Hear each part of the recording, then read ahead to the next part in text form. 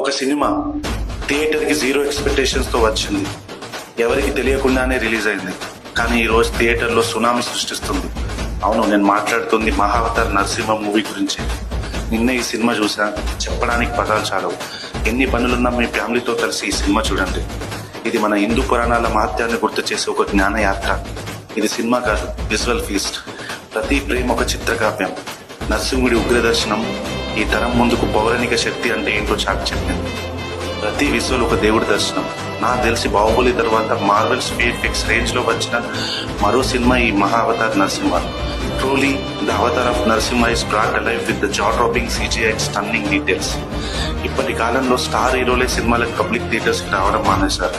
అలాంటి సిచ్యువేషన్ లో హీరో లేని హైప్ లేకుండా కేవలం భక్తి, కథ, బలం, యానిమేషన్ మీద ఆధారపడి ఒక చిన్న సినిమా ఈ రోజు థియేటర్ లో సునామీ సృష్టిస్తుంది. ఫస్ట్ ఆఫ్ ఆల్ ఈ మేకర్స్ గట్స్ కి యాక్సెప్ట్ చెప్పాలి. వాళ్ళ నమ్మకం విజయమైంది, వాళ్ళ శ్రద్ధ మన విశ్వాసంగా మారింది. ప్రేక్షకుల స్పందనతో థియేటర్లో లిటరల్లీ దేవాలయాలుగా మారిపోయాయి. ఇది ఇప్పట్లో ఆగేలా లేదు, ఆగదు, ఆపలేరు. నరసింహుడి ఉగ్రగర్జన ఇప్పుడు థియేటర్లోని కదిలిస్తుంది. కాలం మారింది, జీవన శైలి మారింది, కానీ మన మూలాలు, మన తత్వాలు ఎప్పటికీ మారు.